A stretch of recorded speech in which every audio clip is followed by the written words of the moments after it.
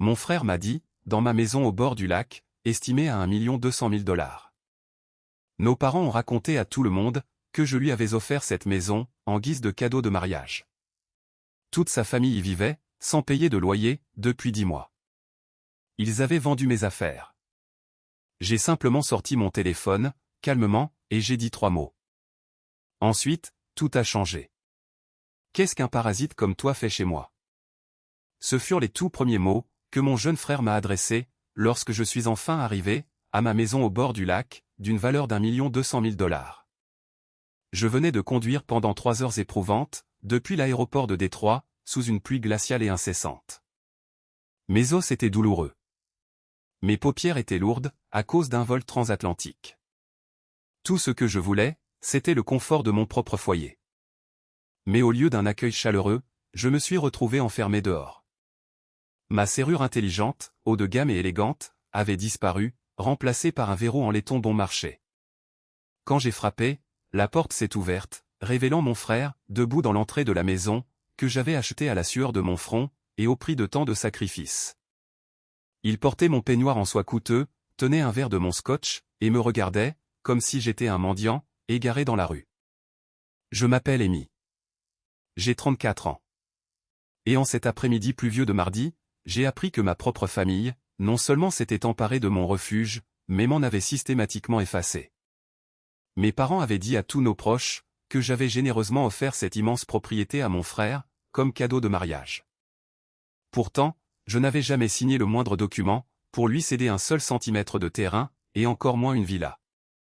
Voici l'histoire de la façon dont un service temporaire s'est transformé en une prise de contrôle hostile, et comment j'ai donné à ma famille une leçon définitive sur le respect. Laissez-moi vous ramener, à ce moment précis, sur le porche.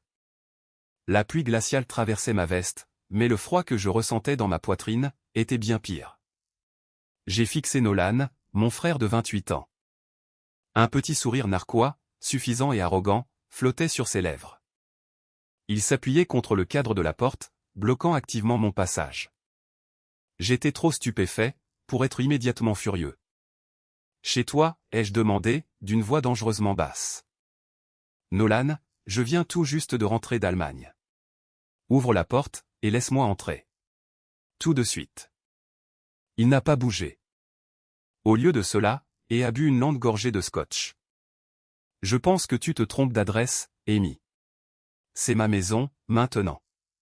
Tu ne peux pas débarquer ici, sans prévenir, et laisser de la boue sur mes parquets en bois précieux. » Avant que je ne puisse le saisir, par le col de mon propre peignoir, une voix a résonné à l'intérieur. « Nolan, chéri, qui est à la porte? Les entrepreneurs ont besoin de notre validation, pour les nouveaux carreaux de la salle de bain principale. » Des pas ont résonné dans le couloir, puis ma mère, Béatrix, est apparue derrière lui. Lorsqu'elle m'a vu, debout sur le porche, ruisselant d'eau, elle a perdu toutes ses couleurs. Elle avait l'air d'avoir vu un fantôme. « Amy » a-t-elle murmuré, en portant la main à sa poitrine. « Qu'est-ce que tu fais là? Je croyais que ton projet à Munich ne se terminait qu'en décembre. Tu as 2 mois d'avance. » Remarquez ce qu'elle n'a pas dit. Elle n'a pas dit qu'elle était heureuse de me voir. Elle ne m'a pas demandé si j'avais faim ou si j'étais fatigué. Sa première réaction fut une panique pure et viscérale, parce que j'étais arrivé plus tôt que prévu, gâchant ainsi le jeu tordu auquel il jouait. Le projet s'est terminé plus tôt, maman, ai-je dit, ma patience s'évaporant complètement. Pourquoi ma serrure a-t-elle été changée?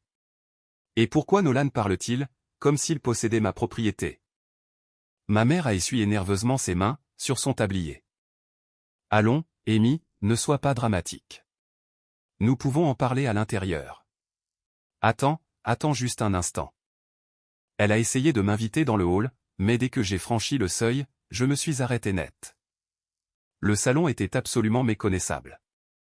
Mes meubles minimalistes, choisis avec tant de soin, avaient disparu. À leur place, se trouvaient des canapés en cuir surdimensionnés, et de mauvais goût, qui semblaient sortir d'un magasin de déstockage bon marché. Mais le pire, ce n'étaient pas les meubles, c'étaient les gens assis dessus. Installée là, comme chez elle, se trouvait Marin, la fiancée de Nolan, âgée de 27 ans. Et juste à côté d'elle, se trouvaient deux personnes plus âgées, que je n'avais jamais rencontrées. Ils sirotaient du vin, en examinant des plans d'architecte, étalés sur ma table basse en chêne, fabriqués sur mesure. C'étaient les parents de Marin. « Qui sont ces gens ?» ai-je exigé, en désignant le salon. « Pourquoi y a-t-il des plans sur ma table ?» Marin s'est levé, en me jetant un regard de profond dégoût. Elle a croisé les bras, sur la défensive. « Je vous demande pardon ? Pour qui vous prenez-vous, pour faire irruption dans notre maison, et commencer à hurler ? Nolan, tu m'avais dit, que ton frère logeait dans un motel miteux de la ville, parce qu'il avait fait faillite. Faillite ? Le mot est resté suspendu dans l'air, comme une fumée toxique. J'ai regardé mon frère, puis ma mère. Ils avaient dit à Marin, que j'étais ruiné. Ils lui avaient dit, que j'étais un raté. J'ai regardé autour du salon, de ma propre maison, me sentant comme un invité indésirable.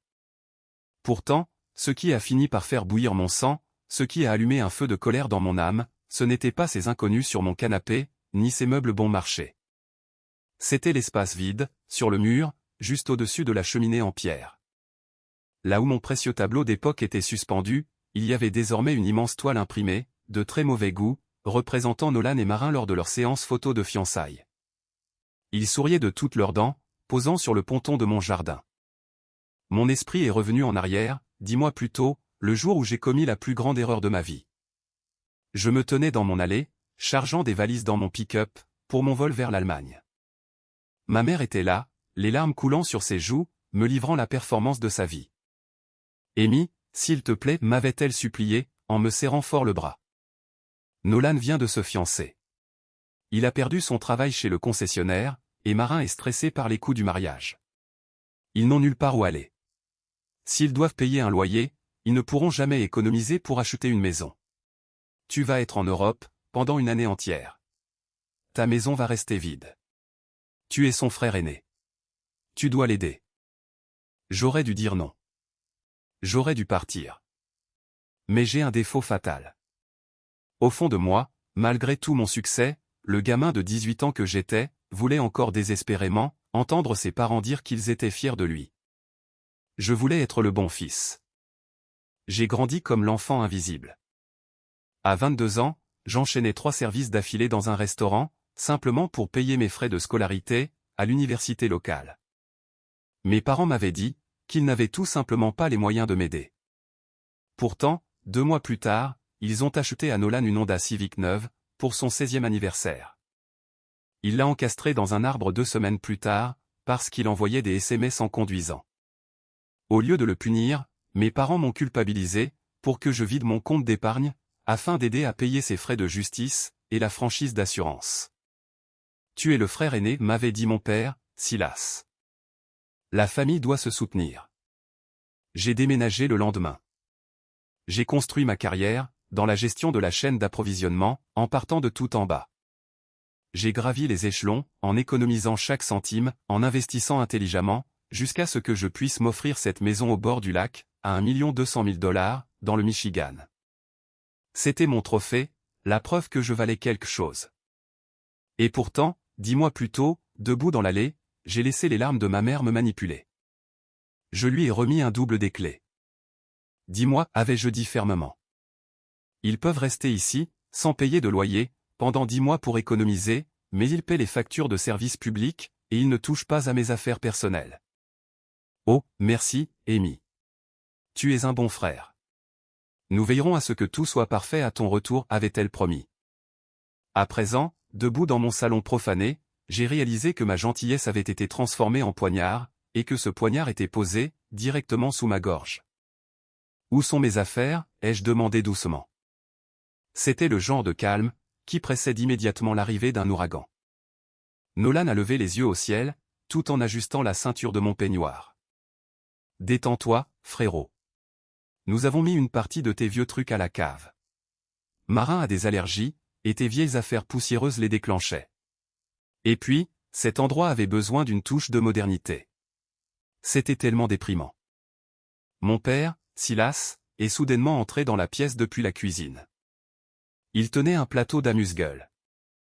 Lorsqu'il m'a vu, il s'est figé, laissant tomber un biscuit salé sur le sol. Amy, tu es de retour. Je suis de retour, ai-je pété froidement. Et je veux que tout le monde quitte ma maison, immédiatement. Marin a ricané bruyamment. Ta maison? Tu es délirant? Nolan, dis à ton frère raté de partir, avant que je n'appelle la police. Je me suis tourné lentement vers elle. Mon frère raté? C'est ce qu'il t'a dit? Laisse-moi clarifier les choses, dès maintenant. Je possède cette maison. Je possède le terrain sur lequel elle se trouve. Nolan est un profiteur sans emploi, qui n'est ici que parce que j'ai eu pitié de lui. Marin a éclaté de rire. Ah oui? C'est ça. Le gars qui porte une montre à 300 $, s'imagine qu'il possède une maison au bord du lac, à 1 million de $. Les parents de Nolan lui ont offert cette maison, comme cadeau de mariage anticipé. Il a les documents pour le prouver. J'ai regardé mes parents. Ils fixaient tous les deux le sol, refusant catégoriquement de croiser mon regard. Ils lui avaient réellement dit qu'ils avaient acheté cette maison, et qu'ils la lui avaient donnée. C'est vrai, ai-je demandé à mon père. Tu lui as donné ma maison. Amy, s'il te plaît, allons dans la cuisine pour en parler en privé, a marmonné mon père, le visage rouge de honte. Ne donne pas un spectacle, devant la belle famille. Je ne donne pas de spectacle, ai-je dit, d'une voix stable, mais tremblante de colère contenue. J'essaie simplement de comprendre, jusqu'où va ce mensonge. Je me suis détourné d'eux, et j'ai traversé le salon en ligne droite, me dirigeant vers les portes vitrées de l'arrière, qui menaient au patio. J'avais besoin d'air. J'avais besoin de voir le lac, pour me calmer. Mais lorsque j'ai posé le pied dans le jardin, mon cœur s'est arrêté de battre. Le jardin était une zone de désastre. La pelouse magnifique, pour laquelle je payais une entreprise d'entretien, était ravagée, couverte de traces de pneus et d'ornières boueuses. Mais ce n'est pas cela qui m'a coupé le souffle. J'ai regardé vers le ponton privé en bois, là où je gardais le hors-bord d'époque en bois de mon grand-père. C'était un classique, entièrement restauré, d'une valeur d'au moins 25 000 $. C'était la seule chose que mon grand-père m'avait léguée personnellement à sa mort. C'était mon bien le plus précieux. Le ponton était vide. Le bateau avait disparu. La panique m'a serré la poitrine. Je me suis retourné, et j'ai regardé vers le grand atelier en cèdre, situé près de la limite de la propriété. J'avais dépensé des milliers de dollars, pour l'équiper d'outils professionnels de menuiserie. C'était mon sanctuaire, mon endroit calme. Les lourdes portes en bois de l'atelier avaient été arrachées de leurs gonds, remplacées par des portes coulissantes en verre bon marché. À travers la vitre, je pouvais voir que tous mes outils, mon établi, et mon bois coûteux avaient entièrement disparu. Le sol était recouvert de tapis de mousse rose, et des miroirs étaient collés au mur. Ils avaient transformé mon atelier de menuiserie professionnelle, en un studio de yoga bon marché. Mon père m'avait suivi sur la terrasse. Il se tordait les mains nerveusement. Où est mon bateau, ai-je exigé, la voix brisée. Où est le bateau de mon grand-père, Silas? Je ne l'ai même pas appelé papa. Allons, Amy, essaie de comprendre, a commencé mon père, utilisant cette voix calme et raisonnable, qu'il prenait toujours, lorsqu'il s'apprêtait à me trahir. Nolan a beaucoup de frais de mariage en ce moment. Marin voulait un enterrement de vie de jeune fille à l'étranger, et les frais de traiteur sont exorbitants. Le bateau restait là, à prendre de la place. Tu ne l'utilisais pas. Alors, je lui ai dit qu'il pouvait le vendre, à un collectionneur de Traverse City. Ma vue s'est troublée. J'ai dû m'agripper à la rambarde en bois de la terrasse, pour ne pas tomber. Tu as vendu mon bateau. Tu as vendu le bateau de mon grand-père, pour payer un enterrement de vie de jeune fille. Nolan est sorti sur la terrasse, absolument pas perturbé. C'était juste un vieux tas de ferraille, Amy. J'en ai tiré 15 000 $. Cela a à peine couvert la compte du fleuriste. Arrête de faire ton cinéma. C'est ma maison, mon ponton. Je peux faire ce que je veux, pour nettoyer la propriété. Maman a dit à tout le monde que tu m'avais donné la maison, alors elle est à moi. J'ai fixé mon jeune frère. J'ai vu la satisfaction arrogante sur son visage. Il croyait vraiment qu'il était intouchable. Il pensait que, parce que nos parents l'avaient toujours protégé des conséquences de ses actes, il pouvait simplement s'approprier le travail de ma vie, sans subir la moindre répercussion. Marin est sorti derrière lui, passant ses bras autour de sa taille. tu es encore là, m'a-t-elle demandé, avec un rictus méprisant. Sérieusement, Nolan, tu devais fixer des limites avec les membres toxiques de ta famille. Il est simplement jaloux de ta réussite. Jaloux de sa réussite. L'audace incroyable de cette phrase m'a frappé, comme un coup de poing physique. J'ai regardé ma mère, qui s'était enfin glissée sur la terrasse, pleurant en silence. « Est-ce que c'est toi, qui lui a dit que je lui avais donné la maison ?» ai-je demandé à ma mère. Elle a sangloté, refusant de lever les yeux. Nous voulions juste. Nous voulions qu'il fasse bonne impression devant la famille de Marin. Ils sont très riches, Amy. Nous ne voulions pas qu'il méprise Nolan, parce qu'il est sans emploi. C'était juste un petit mensonge inoffensif, pour l'aider à assurer son mariage. Nous pensions que cela ne te dérangerait pas, de jouer le jeu pour le bonheur de ton frère. Jouer le jeu, ai-je chuchoté. Vous l'avez laissé vendre mon héritage. Vous l'avez laissé détruire mon atelier. Vous avez changé mes serrures. Et vous avez dit à tout le monde, que je suis un raté sans le sou. Tu as tellement d'argent, Amy, s'est écriée soudainement ma mère, en colère. Tu gagnes un salaire à 6 chiffres. Tu peux t'acheter un autre bateau. Pourquoi es-tu toujours si égoïste, quand il s'agit de ton frère?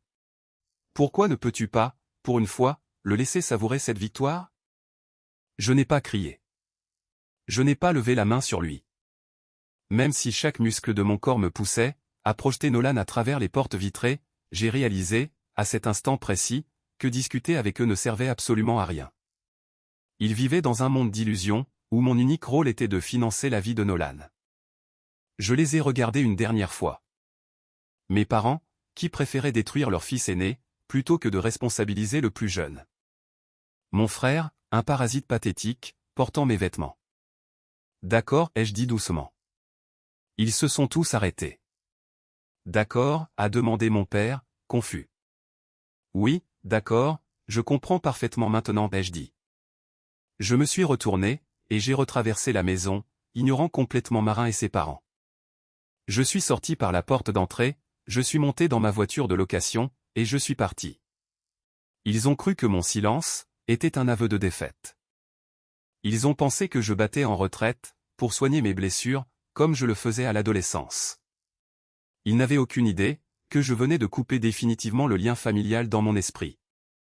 Désormais, je n'agissais plus que par calcul, et par désir de justice. Je me suis rendu en ville, et j'ai pris une chambre dans un motel ordinaire, juste au bord de l'autoroute.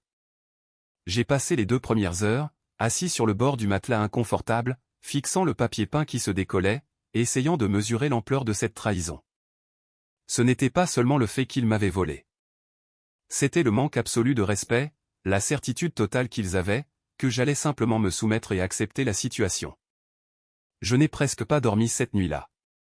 Le lendemain matin, j'avais besoin de café, et de réponses. Je me suis rendu à l'épicerie locale, un endroit que je fréquentais depuis des années, pendant la construction et l'entretien de ma maison. Je me suis approché du comptoir, avec un café noir. Monsieur Henderson, le propriétaire, a levé les yeux, et son visage s'est fendu d'un immense sourire. Amy. Bon sang, c'est un plaisir de te voir, fiston, a-t-il lancé, en tendant le bras par-dessus le comptoir pour me serrer la main. Je ne m'attendais pas à te voir de retour d'Europe si tôt. Dis-moi, qu'est-ce que ça fait d'être le frère le plus généreux, de tout l'État du Michigan? Je me suis figé, ma tasse de café à mi-chemin de la bouche. Je vous demande pardon, monsieur Henderson? Oh, ne sois pas modeste, a-t-il ri, en me tapotant l'épaule. Tes parents viennent ici depuis des mois, pour s'en vanter. Offrir cette immense propriété au bord du lac, d'une valeur d'1 million de dollars, à ton petit frère comme cadeau de mariage. C'est incroyable. Et rembourser toutes ses dettes, pour qu'il puisse repartir à zéro avec sa nouvelle épouse. Tu es un saint, Amy. Vraiment un saint. Mon cœur a raté un battement. Ils vous ont dit ça? Si on me l'a dit. Ta mère m'a montré les invitations officielles du mariage, a ajouté monsieur Henderson, rayonnant. Il y avait une magnifique photo de la maison sur le devant, avec les mots « Le foyer éternel de Nolan et Marin » imprimés juste au-dessus. Toute la ville te prend pour un héros. Même si, je dois bien l'avouer, Nolan était ici la semaine dernière, et il se plaignait que tu ne lui avais pas encore envoyé son allocation mensuelle. Je lui ai dit de te lâcher un peu, puisque tu lui avais déjà offert une villa. Je me suis senti physiquement malade. Une allocation mensuelle? Nolan se plaignait réellement auprès des habitants, du fait que je ne lui envoyais pas d'argent assez vite. J'ai remercié Monsieur Henderson, j'ai payé mon café, et je suis retourné à ma voiture. Je me suis installé derrière le volant, j'ai sorti mon téléphone, et j'ai ouvert Facebook. J'avais masqué les publications de ma famille depuis des mois pour me concentrer sur mon travail, mais cette fois, je suis allé directement sur le profil de Nolan. C'était un chef-d'œuvre d'illusion. Il y avait des dizaines de photos de ma maison. Nolan posant sur ma terrasse, portant mes vêtements. Marin faisant du yoga, dans mon atelier de menuiserie dévasté. Une photo d'eux, trinquant avec des coupes de champagne dans ma cuisine, avec la légende, tellement reconnaissant d'être enfin propriétaire. Le travail acharné finit par payer. Vie au lac reconnaissant indépendant. Il y avait des commentaires de membres de la famille élargie, des tantes, des oncles, des cousins, félicitant tous Nolan pour sa réussite. Et juste au milieu de tout cela, il y avait un commentaire de ma mère.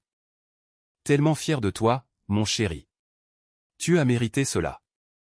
Amy était ravie de transmettre cette maison à quelqu'un qui l'utilisera vraiment pour fonder une famille. C'est à ce moment-là que j'ai compris. Ce n'était pas seulement une question d'avidité. Nolan souffrait d'une insécurité profonde et pathologique. Il savait qu'il était un raté. Il savait qu'il ne pouvait pas s'offrir un mariage ou une épouse comme Marin. Alors, au lieu de travailler dur, il avait tout simplement décidé de voler mon identité. Il voulait être moi, et mes parents, terrifiés à l'idée que Nolan ne sombre dans la dépression, avaient encouragé ce vol. Ils avaient sacrifié ma réputation et ma propriété pour construire une vie fictive à leur enfant chéri. Ils avaient tissé un réseau de mensonges incroyablement complexe pour me piéger, sachant que les dénoncer signifierait détruire les fiançailles de Nolan et humilier publiquement nos parents. Ils comptaient sur mon silence. Mais pour tisser une toile aussi grande, il faut des fondations solides. Et la fondation sur laquelle ils avaient bâti leur fantasme était légalement enregistrée à mon nom. Ils avaient confondu une clé avec un titre de propriété, et il était temps de leur donner une leçon brutale en droit immobilier. Je n'ai pas appelé la police pour signaler une effraction. Les policiers détestent gérer les conflits familiaux, et si mes parents prétendaient que je leur avais donné la permission, cela se transformerait en une longue et pénible procédure civile. J'avais besoin d'une intervention chirurgicale. J'avais besoin d'une autorité légale absolue et incontestable. J'ai passé un coup de fil, et j'ai programmé un rendez-vous d'urgence avec Leland, un avocat spécialisé en droit immobilier à Traverse City, qui m'avait aidé lors de l'achat de la maison il y a quelques années. Lorsque je suis entré dans le bureau moderne aux parois de verre de Leland, je n'ai pas perdu de temps en banalité. J'ai posé ma lourde mallette en cuir sur son bureau en acajou, et j'ai ouvert les loquets. Leland, j'ai une infestation de nuisibles dans ma maison du lac, et j'ai besoin qu'il soit expulsé légalement, ai-je dit, en m'asseyant. Leland, un homme au regard vif, âgé d'une cinquantaine d'années, a haussé un sourcil. Ravi de te voir aussi, Amy. De quel genre de nuisibles parlons-nous? Des squatteurs. Mes parents, mon frère, et sa future belle famille, ai-je répondu d'un ton neutre.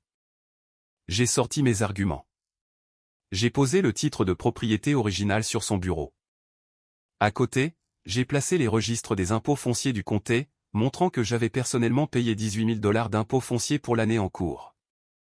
Ensuite, j'ai sorti mes relevés bancaires, soulignant les prélèvements automatiques de 800 $ par mois, pour l'électricité, l'eau et Internet, que je payais pendant qu'ils y vivaient ces 10 derniers mois. Ils ont changé les serrures. Ils ont détruit une dépendance sur la propriété.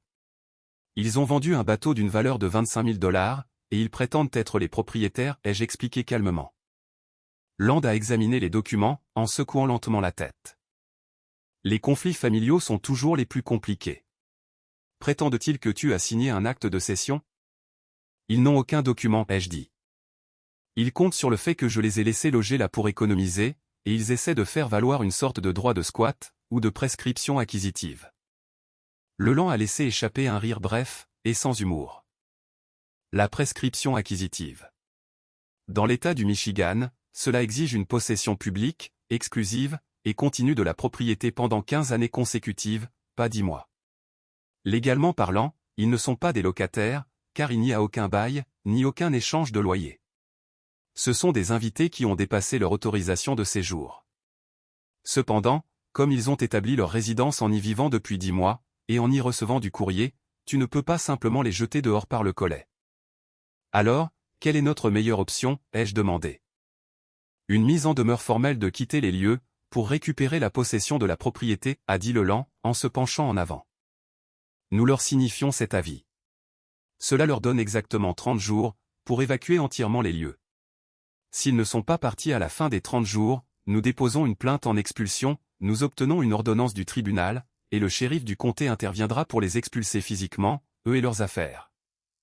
Est-ce que cela tiendra la route, ai-je demandé. S'ils affirment devant un juge que je leur ai promis la maison verbalement? Les promesses verbales concernant les biens immobiliers ne sont absolument pas exécutoires, en vertu de la loi sur les contrats, a déclaré Leland avec assurance. Tes preuves écrites sont incontestables. Ils n'ont aucune base légale solide. Très bien. Rédigez-le, ai-je ordonné. Et je veux que cela leur soit remis en main propre, par un agent en uniforme. Je ne veux pas qu'ils s'imaginent qu'il s'agit d'une blague, ou d'un faux document.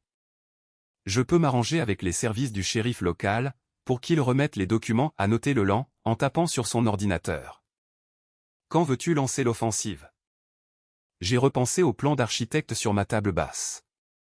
J'ai repensé aux parents fortunés de Marin, qui me regardaient de haut dans ma propre maison. J'ai sorti mon téléphone, et j'ai consulté le compte Instagram public de Marin. Elle avait publié une story 1 heure auparavant. Tellement hâte d'organiser notre barbecue de fiançailles officiel, dans notre maison du lac ce samedi. J'ai hâte de faire visiter la propriété à toutes mes amies. J'ai souri. Ce n'était pas un sourire bienveillant. Samedi, ai-je dit à Leland. Faites-leur signifier cet avis ce samedi, à 14 heures précises. Leland a observé mon expression, et a hoché lentement la tête. C'est compris. Les documents seront prêts. Essaie de ne rien faire d'illégal d'ici là, Amy. Je n'ai pas besoin d'enfreindre la loi, ai-je répondu, en rangeant ma mallette vide. C'est la loi qui va s'occuper d'eux. Tout était en place. J'ai passé les 2 jours suivants dans ma chambre de motel, ignorant les dizaines d'appels manqués, et de messages de ma mère, me demandant pourquoi j'étais si d'humeur difficile, et exigeant que je présente des excuses à Marin pour mon impolitesse. Je n'ai pas répondu un seul mot. J'ai simplement attendu. Le samedi est arrivé, avec un ciel bleu, lumineux et dégagé. Une journée idéale pour un barbecue au bord du lac. Une journée idéale pour régler les comptes. À 13h30, j'ai garé ma voiture de location sur le bas-côté du chemin de terre, à environ 200 yards de l'entrée de ma propriété. J'étais caché derrière une rangée de pins denses, mais j'avais une vue dégagée sur la grande pelouse de devant, et sur l'allée. L'allée était bondée. Il y avait au moins 15 voitures de luxe, garées un peu partout sur l'herbe. Je pouvais entendre les basses lourdes d'une chanson pop, résonner sur l'eau, mêlées aux éclats de rire, et au tintement des verres. Nolan et Marin avaient vraiment fait les choses en grand. Ils recevaient tous leurs invités, la famille élargie de Marin, et leurs amis. Je suis resté assis sur le siège du conducteur, le moteur éteint, les vitres baissées. J'ai regardé la scène se dérouler, comme si je regardais un film sur la vie de quelqu'un d'autre. À travers les arbres, je pouvais apercevoir le jardin. Une immense tente de réception blanche était dressée sur ma pelouse. Des serveurs en gilet noir transportaient des plateaux de champagne. Et il y avait ma mère. Béatrix portait une robe d'été fleurie, tenait un verre de vin, et souriait chaleureusement. Elle présentait Nolan à un groupe d'hommes en polo. Nolan portait un costume en lin sur mesure, probablement acheté avec l'argent du bateau de mon grand-père. Il avait l'air confiant, détendu, et incroyablement suffisant. Il jouait le rôle du millionnaire autodidacte, à la perfection. Pendant une brève, et douloureuse seconde, une vague de profonde tristesse m'a envahi. J'ai regardé ma mère rire à une plaisanterie de Nolan, en lui tapotant affectueusement la joue. C'était ce sourire-là, que j'avais essayé de mériter pendant 15 ans, en travaillant d'arrache-pied. J'avais acheté cette maison, dans l'espoir qu'elle me regarde ainsi, juste une fois. Mais en voyant cela aujourd'hui, j'ai compris la vérité absolue. J'aurais pu acheter 100 villas. J'aurais pu leur donner chaque dollar de mon compte bancaire, je ne serais toujours resté que la bête de somme. Nolan serait toujours le prince. Le lien familial, ce fil invisible qui m'avait rattaché à leurs abus pendant si longtemps, s'est finalement brisé. La tristesse s'est évaporée, laissant place à une détermination froide, solide et inébranlable. J'ai regardé ma montre. 13h55. J'ai regardé dans mon rétroviseur. Une camionnette blanche, portant le logo d'une entreprise de serrurerie locale, est arrivée et s'est garée juste derrière moi. Le serrurier, un homme robuste nommé Mike, m'a fait un signe de la main à travers le pare-brise. Je l'avais payé le triple de son tarif habituel de week-end, pour qu'il soit disponible. Puis, à 14 heures précises, un véhicule imposant s'est engagé sur le chemin de terre. C'était un Ford Explorer vert foncé, arborant les lettres jaunes du département du shérif du comté sur le côté. Les gyrophares sur le toit n'étaient pas allumés, mais le véhicule avançait avec une autorité tranquille. La voiture de patrouille est passée lentement devant ma cachette, ses pneus crissant sur le gravier. J'ai démarré, et je me suis inséré juste derrière elle, le serrurier nous suivant de près. Nous formions un étrange cortège, avançant lentement alors que nous approchions des grilles en fer ouvertes de ma propriété. Les basses de la musique résonnaient toujours, ignorant la tempête qui remontait l'allée. Lorsque la voiture du shérif s'est arrêtée au milieu de l'allée, obligeant un groupe d'amis de marins en robe d'été à s'écarter précipitamment, l'atmosphère a instantanément changé. La musique ne s'est pas arrêtée tout de suite, mais les conversations oui. Un élan de confusion s'est propagé dans la foule. Les gens montraient du doigt, les murmures commençaient. J'ai garé ma voiture de manière à bloquer la sortie de l'allée. Je suis descendu, j'ai ajusté les poignets de ma chemise, et je me suis dirigé calmement vers la voiture de patrouille. L'arrivée de la police, lors d'une réception de fiançailles mondaine, était un véritable désastre social. Je pouvais voir les parents de marins, l'air horrifié. J'ai vu le verre de vin de ma mère se figer, à mi-chemin de ses lèvres. Nolan s'est frayé un chemin à travers la foule, l'air plus agacé que terrifié. Il pensait probablement que quelqu'un avait déposé une plainte pour tapage nocturne. « Bonjour agent, y a-t-il un problème ?» a lancé Nolan, en prenant son ton le plus poli de propriétaire aisé, ignorant complètement ma présence derrière le véhicule. Nous veillons à ce que la musique reste dans les limites légales. Je vous le promets. L'adjoint Judson, un homme grand, à la carrure solide, aux cheveux argentés et au visage dénué de tout humour, est descendu du véhicule. Il a ajusté son ceinturon de service, a observé la foule d'environ 60 personnes, la tente de réception, et a fini par poser son regard sévère sur Nolan. « Êtes-vous le propriétaire de cette propriété ?» a demandé l'adjoint Judson, sa voix résonnant au-dessus de la musique. Nolan a bombé le torse. « Oui, monsieur.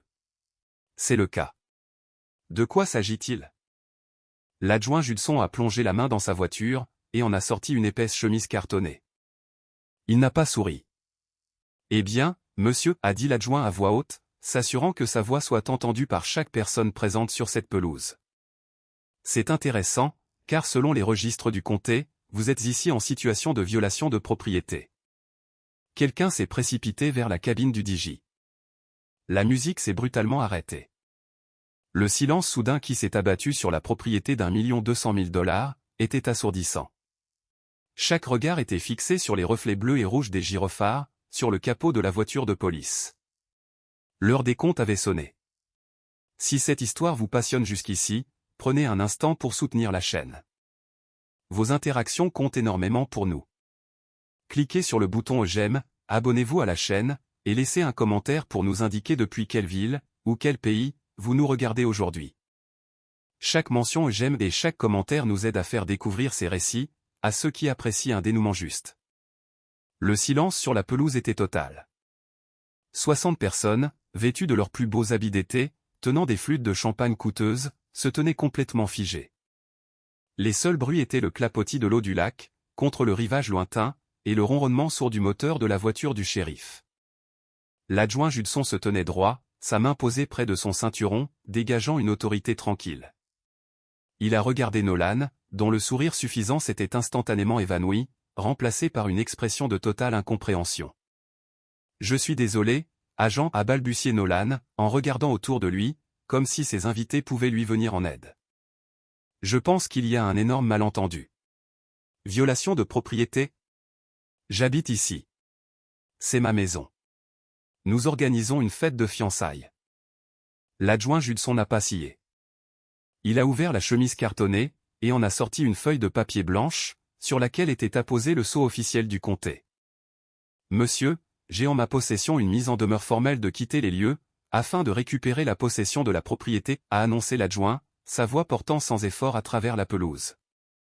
Ce document a été déposé par le propriétaire légal de ce domaine, exigeant que vous, ainsi que tous les occupants non autorisés, évacuiez les lieux dans un délai de 30 jours. Selon le greffe du comté, et l'acte de propriété original, cette villa d'1,2 million appartient exclusivement à un certain monsieur Amy. Et vous, monsieur, vous n'êtes pas lui. Un soupir collectif a parcouru la foule. Les murmures ont repris instantanément. Je suis sorti de derrière la voiture de police, mes chaussures crissant sur le gravier. J'ai marché lentement, délibérément, jusqu'à me tenir juste à côté de l'adjoint. J'ai regardé mon frère droit dans les yeux. Le visage de Nolan a perdu toutes ses couleurs. Il avait l'air sur le point de vomir. « Amy ? Qu'est-ce que tu fais avec la police ? Qu'est-ce que c'est que ça ?» Avant que je ne puisse répondre, Marin s'est frayé un chemin jusqu'au premier rang de la foule. Son visage était rouge d'indignation. « Je vous demande pardon, » a-t-elle hurlé, en pointant un doigt manucuré vers l'adjoint Judson. « Comment osez-vous venir sur notre propriété, et humilier mon fiancé ? C'est une propriété privée. Cette maison appartient à Nolan. Ses parents la lui ont achetée, en cadeau de mariage. Dis-lui, Nolan. » L'adjoint Judson a tourné son regard froid vers Marin. « Madame, peu m'importe les histoires qu'on a pu vous raconter. La loi s'en tient aux faits, et le fait est que le titre de propriété de ce terrain, de cette maison, et de chaque structure qui s'y trouve, est enregistré uniquement au nom de l'homme qui se tient à mes côtés. Il n'existe aucun document de transfert. Il n'y a aucun bail. Vous occupez actuellement sa propriété, sans autorisation légale. » Marin s'est figé. Ses yeux ont fait des allers-retours rapides, entre l'adjoint, Nolan, et mes parents, qui s'étaient réfugiés près de la tente de réception, l'air de vouloir disparaître sous terre. « Nolan, » a demandé Marin, sa voix commençant à trembler. « Nolan, dis-lui qu'il se trompe. Montre-lui les papiers. Montre-lui le titre de propriété. » Nolan a ouvert la bouche, mais aucun son n'est sorti. Il m'a regardé, avec un mélange de terreur, et de haine farouche. « Amy, dis-leur, » a-t-il murmuré entre ses dents. « Dis-leur que c'était un cadeau. Maman a dit que c'était un cadeau. Je ne suis pas responsable des mensonges que notre mère raconte, pour protéger ton ego fragile, Nolan, ai-je répondu, d'une voix calme, mais suffisamment forte pour que Marin et ses parents m'entendent. Je t'ai laissé loger ici pendant 10 mois, pour que tu puisses économiser pour ton mariage, par pure gentillesse. Et en retour, tu as changé mes serrures, détruit mon atelier professionnel, vendu le hors-bord d'époque de notre grand-père, et raconté à toute la ville que j'étais un raté en faillite. Tu as volé ma vie, parce que tu étais trop paresseux pour construire la tienne. » Les invités nous fixaient ouvertement désormais. Le père de Marin, un riche banquier d'affaires, s'est avancé, le visage sombre de colère. « Nolan, qu'est-ce qui se passe ici, bon sang ? Est-ce que tu possèdes cette propriété, oui ou non ? Monsieur Davis, s'il vous plaît, je peux vous expliquer, » a supplié Nolan, en tendant les mains. Un simple oui ou non, mon garçon, a tranché le père de Marin. Nolan a dégluti difficilement, les yeux fixés vers le sol. Non, je ne la possède pas. Marin a laissé échapper un son, entre le sanglot et le cri. Elle a lâché sa coupe de champagne. Elle s'est brisée sur l'allée en pierre, le bruit perçant le lourd silence. Elle s'est couvert le visage avec les mains, et s'est enfuie vers la maison, ses demoiselles d'honneur se précipitant derrière elle, dans un élan de panique. L'adjoint Judson s'est avancé, et a poussé les documents légaux, contre la poitrine de Nolan. Nolan a dû les attraper par réflexe, pour éviter qu'ils ne tombent par terre. Considérez que cela vous a été officiellement signifié, a déclaré l'adjoint Judson avec fermeté. Vous avez exactement 30 jours, à compter de cet instant, pour quitter les lieux, et retirer vos affaires de cette propriété. Si vous êtes encore là au 31e jour, je reviendrai avec une ordonnance du tribunal, une équipe de déménagement, et des menottes. Passez un bon après-midi, tout le monde. L'adjoint s'est tourné, m'a adressé un signe de tête respectueux, est remonté dans sa voiture, et a reculé lentement dans l'allée. Je suis resté là, observant l'effondrement total de la fausse réalité de Nolan. Les invités murmuraient avec agitation, posant leurs verres sur les tables, et se précipitant vers leur voiture. Personne ne voulait rester à une fête organisée par un imposteur. L'humiliation sociale était totale, et absolue. J'ai regardé mon frère, qui tenait l'avis d'expulsion entre ses mains tremblantes, son costume en lin sur mesure ayant soudain l'air d'un déguisement bon marché. Mais la confrontation était loin d'être terminée. En l'espace de 20 minutes, la pelouse de devant fut entièrement désertée. Les traiteurs avaient rapidement remballé leur plateau, et s'étaient enfuis. Marin et ses parents s'étaient enfermés dans la chambre d'amis, se hurlant dessus à travers les murs. Les seules personnes restées dehors étaient mon frère, mes parents, et moi. Le silence qui avait remplacé la musique était lourd, étouffant, et chargé d'une tension explosive. Ma mère, Béatrix, a craqué la première. Elle a poussé un gémissement théâtral, a traversé la pelouse en courant, et s'est jetée à mes pieds. Elle s'est littéralement mise à genoux, s'agrippant au tissu de mon pantalon, pleurant de manière incontrôlable. « Amy, Amy, s'il te plaît » a-t-elle crié, son maquillage coulant sur son visage entraîné sombre. « Rappelle les policiers. Dis-leur que c'était une erreur. Tu ne pouvais pas faire ça à ton frère. Tu vas gâcher sa vie. Son mariage est dans 2 mois. Marin va le quitter. » Je me suis penché vers cette femme qui m'avait mis au monde, sans ressentir absolument rien. La réserve d'empathie que j'avais autrefois pour elle, s'était tarie. « Relève-toi, maman » ai-je dit froidement, en faisant un pas en arrière, pour la forcer à lâcher mes jambes. « Ne t'affiche pas davantage. » Mon père, Silas, s'est approché d'un pas lourd, le visage violet de colère. Au lieu de s'excuser, il a immédiatement eu recours à sa tactique habituelle d'intimidation. « Écoute-moi bien, fiston » a-t-il grogné, en pointant un doigt menaçant vers ma poitrine. « Tu vas rentrer immédiatement dans cette maison, présenter tes excuses aux parents de Marin, et leur dire que c'était une mauvaise plaisanterie. Tu as bien assez d'argent. Tu n'as pas besoin de cette maison. Donne-la à ton frère, ou tu n'existes plus pour cette famille. » J'ai laissé échapper un rire sec et amer. Cela les a surpris. Ils étaient tellement habitués à me voir plier, face à la colère de mon père, qu'ils ne savaient pas comment réagir devant mon opposition.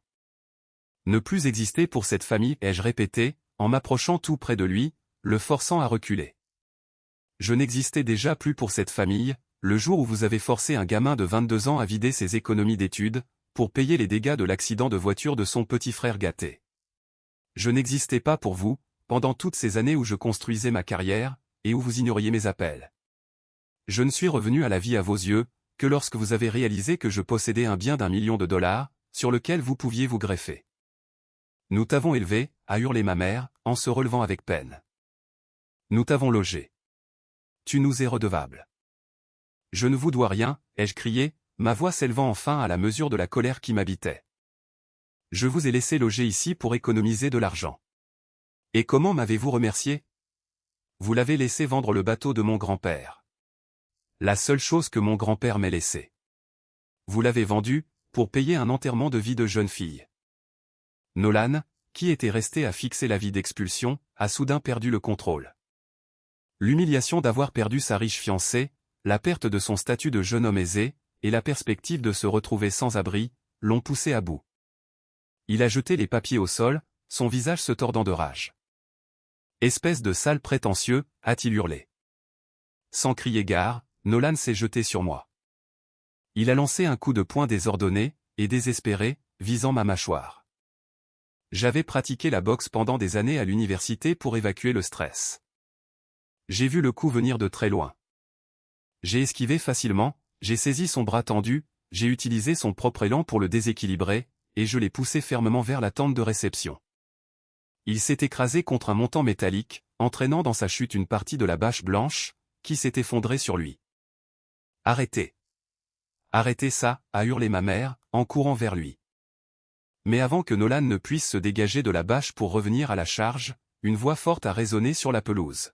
« Restez exactement là où vous êtes. » Je me suis retourné. L'adjoint Judson n'était pas parti. Il s'était garé un peu plus loin, sur le chemin de terre, s'attendant probablement à ce genre de débordement familial. Il remontait l'allée en courant, la main posée sur son arme de poing. Nolan s'est extrait de la bâche, la lèvre en sang, le regard fou. Arrêtez-le, a crié Nolan, en me désignant du doigt. Il m'a agressé. L'adjoint Judson ne m'a même pas regardé. Il s'est dirigé directement vers Nolan, l'a saisi par l'épaule, l'a fait pivoter, et l'a plaqué contre le capot de ma voiture de location. J'ai observé toute la scène. Mon garçon, a grogné l'adjoint, en sortant une paire de menottes en acier de sa ceinture. Je t'ai vu donner le premier coup. Tu es en état d'arrestation, pour tentative de voie de fait.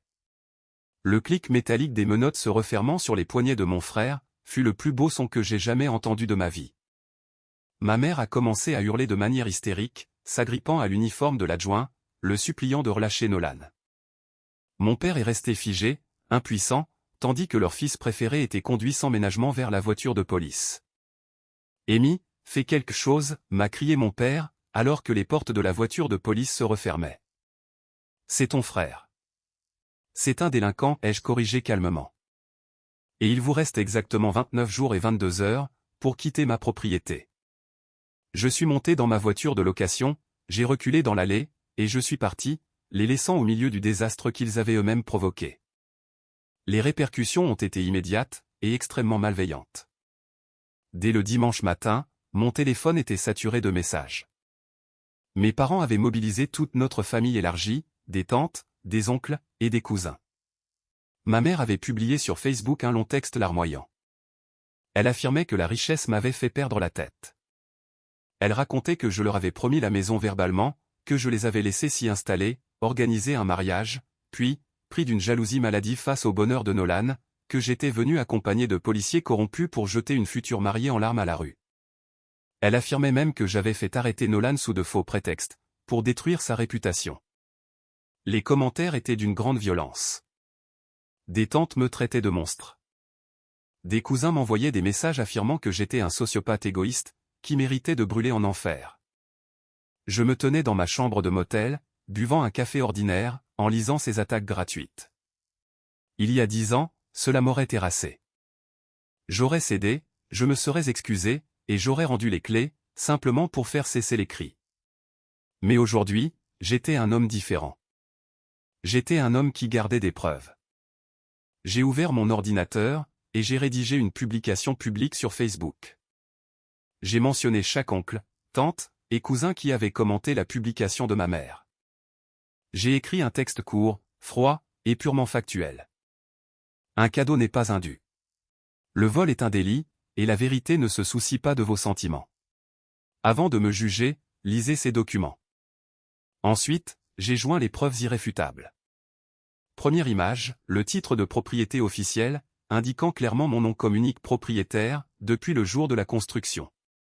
Deuxième image, une capture d'écran de mes relevés bancaires, montrant les prélèvements automatiques pour les taxes foncières, et les factures de services publics des 10 derniers mois. J'ai entouré la somme totale que j'avais payée pour eux, soit plus de 26 000 $. Troisième image, une photo de mon atelier de menuiserie dévasté, montrant les tapis de yoga rose couvrant mon parquet coûteux. Quatrième image, le coup de grâce, je m'étais rendu à Traverse City ce matin-là, et j'avais retrouvé le collectionneur qui avait acheté le bateau de mon grand-père. J'ai payé 50 $ à cet homme, pour obtenir une copie de l'acte de vente manuscrit. On y voyait clairement la signature de Nolan, vendant un héritage familial de 25 000 $, pour 15 000 $ en espèces. J'ai cliqué sur Publier. La réaction fut immédiate, comparable à un pavé jeté dans une mare. Les notifications se sont arrêtées pendant 10 minutes, le temps que chacun prenne connaissance des documents, puis le vent a tourné avec la force d'un raz-de-marée. Le frère aîné de mon père, mon oncle, a commenté en premier. « Silas, tu as laissé ton plus jeune fils vendre le bateau d'époque de notre père, pour payer une fête? Tu m'avais dit qu'Amy lui avait donné cette maison. Tu m'as menti en face. » Un cousin a ajouté, « Attendez, Amy payait leur facture d'électricité pendant tout ce temps, alors que Nolan se vantait d'avoir réussi par lui-même? C'est pathétique. » L'histoire s'est effondrée. L'image de réussite que Nolan tentait de projeter, s'est révélée être une imposture complète, et parasitaire. Ce n'était pas un propriétaire accompli. C'était un squatteur de 30 ans, volant son frère aîné pour impressionner une femme. Mon téléphone a sonné. C'était ma mère. Je l'ai laissé appeler, jusqu'à ce que cela bascule sur ma messagerie. Elle a rappelé de nombreuses fois de suite. Finalement, elle a envoyé un message. C'était un long paragraphe me suppliant de retirer la publication, expliquant que les parents de Marin l'avaient vue, et menaçaient d'annuler purement et simplement le mariage, en raison de l'humiliation publique. Je lui ai répondu par une unique phrase. Il vous reste 28 jours pour faire vos cartons. Ensuite, j'ai bloqué son numéro. J'ai bloqué le numéro de mon père. J'ai bloqué Nolan. Pendant les 4 semaines suivantes, j'ai logé dans un appartement meublé en ville. J'ai repris mon travail à distance. Je passais parfois devant la maison du lac, pour m'assurer qu'il ne l'avait pas incendiée, mais j'appréciais surtout le calme retrouvé, et sans précédent. Plus de chantage affectif, plus de demandes d'argent, juste la paix. Merci à tous ceux qui ont suivi le parcours d'Amy jusqu'ici. Si vous appréciez ce dénouement juste, écrivez le mot au complet dans les commentaires ci-dessous. C'est une marque de soutien de nos spectateurs les plus fidèles, et je prendrai le temps de saluer chaque commentaire contenant ce mot-clé. Restez connectés, car le jour de l'expulsion approche à grands pas. Le 30e jour est arrivé, par une matinée froide et couverte de jeudi. J'avais organisé la venue d'une entreprise professionnelle de déménagement, à la propriété, à 8 heures précises du matin. L'adjoint Judson était déjà garé dans l'allée à mon arrivée, buvant un café chaud. Nolan avait été libéré sous caution quelques semaines plus tôt, mais l'accusation de voies de fait était toujours en cours. « Bonjour, Amy, a dit l'adjoint, en hochant la tête. « Tu es prêt ?»« Je suis prêt depuis 30 jours, ai-je répondu, en tendant une copie de l'ordonnance d'expulsion, au responsable des déménageurs. Nous nous sommes dirigés vers la porte d'entrée. Je n'ai pas frappé.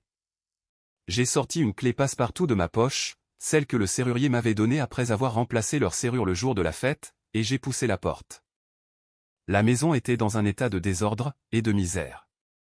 Une odeur de bière éventée, et de découragement, flottait dans l'air. Mes parents, et Nolan, rangeaient à la hâte des vêtements dans des sacs poubelles noirs, dans le salon. Ils avaient l'air épuisés, vaincus, et profondément malheureux. Marin n'était nulle part, et ses parents n'étaient certainement pas là pour les aider. Lorsqu'elle a vu l'équipe de déménagement entrer derrière moi, ma mère a éclaté en sanglots. « Amy, s'il te plaît. Le camion que nous avions loué est tombé en panne. Nous avons juste besoin de 2 jours de plus. Nous n'avons nulle part où mettre nos affaires. Ce n'est pas mon problème, ai-je dit, d'une voix totalement neutre. J'ai sorti un dossier de mon sac. Il contenait un inventaire détaillé de chaque objet m'appartenant, avant mon départ pour l'Allemagne. Les déménageurs vont emballer vos affaires, et les transporter dans un garde-meuble en ville. Vous avez 30 jours pour payer les frais de stockage, et les récupérer, sinon ils seront vendus aux enchères. Mais avant que quoi que ce soit ne monte dans ce camion, je vérifie tout par rapport à cette liste. Nolan m'a jeté un regard sombre, empreint de fatigue et de haine. « Tu es un monstre, a-t-il craché. Je suis un propriétaire qui protège ses biens, ai-je répliqué simplement. J'ai surveillé attentivement les déménageurs, qui commençaient à sortir les cartons et les sacs. Mon père a tenté de passer devant moi, en portant un grand carton lourd. « Arrête-toi là, ai-je ordonné. Ouvre-le. » Mon père a hésité, l'air coupable. L'adjoint Judson s'est avancé, la main posée sur sa ceinture. Avec un soupir, mon père a ouvert les rabats du carton. À l'intérieur se trouvait mon téléviseur neuf de 75 pouces, celui que j'avais acheté spécialement pour la salle de cinéma à l'étage. « C'est à moi, ai-je dit. Nolan a besoin d'un téléviseur pour son nouvel appartement, a marmonné mon père sur la défensive. Tu as beaucoup d'argent. Tu peux t'en acheter un autre. J'ai regardé l'adjoint. Agent, est-ce que tenter d'emporter des biens qui ne leur appartiennent pas, est considéré comme un vol lors d'une expulsion? L'adjoint Judson a hoché la tête lentement. C'est tout à fait le cas. Posez ce carton, monsieur. Immédiatement. Mon père a presque lâché le carton sur le sol, le visage brûlant d'humiliation. Ils essayaient réellement de voler mes appareils électroniques, en partant. C'est alors qu'une Mercedes noire est privée dans l'allée. La portière s'est ouverte, et Marin est descendu. Elle avait l'air métamorphosée depuis le jour de la fête. Elle portait un jogging, ses cheveux étaient attachés à la hâte, et elle semblait épuisée. Elle est passée devant moi sans me regarder, et s'est dirigée droit sur Nolan.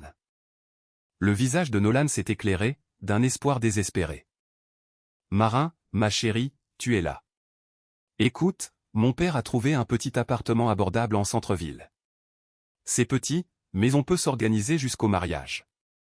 Il n'y aura pas de mariage, Nolan, a dit Marin, d'une voix froide et distante. La pièce est devenue totalement silencieuse. Les déménageurs ont arrêté de porter les cartons pour regarder. Quoi, a murmuré Nolan, en reculant d'un pas. Mes parents ont fait des recherches sur toi, a dit Marin à voix haute, s'assurant que chaque mot résonne clairement. Tu n'as aucun bien. Tu as 30 000 $ de dette de carte de crédit, et tu es poursuivi en justice pour agression. Tu m'as menti. Tu as menti à ma famille. Tu m'as laissé organiser un mariage coûteux, en me faisant croire que tu étais millionnaire, alors que tu n'étais qu'un squatteur sans le sou dans la maison de ton frère. Elle a plongé la main dans sa poche, en a sorti la bague de fiançailles en diamant, dont je comprenais maintenant qu'elle avait probablement été achetée avec l'argent du bateau de mon grand-père, et l'a jetée violemment contre sa poitrine. La bague a rebondi sur lui, avant de rouler sur le parquet. Ne me recontactez plus jamais, a-t-elle craché. Elle a fait demi-tour, est remontée dans sa Mercedes, et est partie, laissant Nolan fixer la petite bague sur le sol. Mon frère s'est effondré à genoux. Il s'est couvert le visage de ses mains, et a commencé à pleurer à chaudes larmes, de longs sanglots douloureux. C'était le bruit d'un homme, dont toute la fausse existence venait de s'effondrer. Ma mère s'est précipitée pour le consoler, en me jetant un regard plein de haine. « Tu es content maintenant » m'a-t-elle crié. « Tu as détruit sa vie. » Je les ai regardés, assis par terre au milieu des sacs poubelles noirs. Je n'ai pas détruit sa vie. J'ai simplement arrêté de la financer. Sortez de chez moi. À midi, la maison était totalement vide de leur présence. Le camion de déménagement est parti, et mes parents ont installé Nolan en larmes dans leur berline usagée. Ils ont descendu l'allée sans un regard en arrière. Je me tenais sur le porche, regardant les feux arrière s'éloigner, et j'ai ressenti un immense soulagement, comme si un poids énorme s'était envolé. Mais le travail n'était pas terminé. J'ai immédiatement rappelé le serrurier. Cette fois, je lui ai fait installer des serrures biométriques haut de gamme, sur chaque porte extérieure. Les anciens codes ont été effacés, et les clés physiques jetées. Personne ne pourrait plus entrer dans cette maison, sans que j'aie personnellement enregistré son empreinte. Ensuite, j'ai engagé une entreprise de nettoyage industriel. Ils ont passé 2 jours entiers à nettoyer la maison du sol au plafond. Ils ont retiré les tapis de yoga de l'atelier de menuiserie, nettoyé les tapis en profondeur, et jeté les canapés de mauvaise qualité à la décharge locale. J'ai commandé de nouveaux meubles, pour recréer l'esthétique minimaliste et moderne que j'appréciais tant. Le 3e jour, alors que je balayais l'entrée, j'ai trouvé un carton d'invitation sous la console du hall. Je l'ai ramassé. C'était l'une des invitations de mariage de Nolan et Marin. Elle présentait une photo de ma maison sur le devant, avec les mots « Rejoignez-nous dans notre foyer éternel », écrits en lettres dorées. Je suis allé dans le salon, j'ai jeté l'invitation dans la cheminée en pierre, j'ai allumé une allumette, et j'ai regardé ce faux foyer éternel partir en fumée. Plus tard dans la soirée, mon téléphone a sonné. C'était un numéro inconnu, alors j'ai décroché, pensant à un contact professionnel. « Amy » a dit une voix fatiguée et enrouée. C'était Silas. J'ai hésité, le doigt posé sur le bouton pour raccrocher. « Comment as-tu eu ce numéro ?»« J'ai acheté un téléphone prépayé » a avoué mon père doucement. « J'avais besoin de te parler. »« Nous n'avons rien à nous dire » ai-je dit d'un ton ferme. « S'il te plaît, fiston, écoute-moi juste une minute » a supplié Silas. Il semblait soudain très vieux. Nous avons emménagé dans un petit appartement, dans un quartier difficile de Détroit. Nolan est gravement déprimé. Il ne sort plus de son lit. Il a perdu sa fiancée. Il a perdu la maison. Il passe au tribunal le mois prochain. Es-tu content maintenant? Es-tu satisfait de voir ta propre famille brisée et malheureuse? Je me suis adossé à mon fauteuil en cuir, regardant à travers les grandes baies vitrées le reflet de la lune sur le lac. Tu penses que c'est moi qui ai brisé cette famille, ai-je demandé, en gardant une voix calme. Cette famille s'est brisée le jour où vous avez décidé que mon seul but dans la vie était de servir de filet de sécurité pour Nolan. Vous avez brisé cette famille en me mentant. Vous l'avez brisée en le laissant vendre l'héritage de mon grand-père, pour payer une fête. Je n'ai rien brisé, Silas. Je me suis simplement éloigné du désastre. C'est ton frère, a chuchoté mon père, jouant sa dernière carte. Non, c'est votre erreur, ai-je corrigé fermement. Vous l'avez gâté.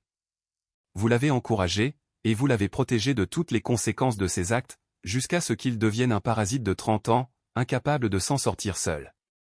C'est vous qui l'avez rendu ainsi. Maintenant, vous devez vivre avec lui.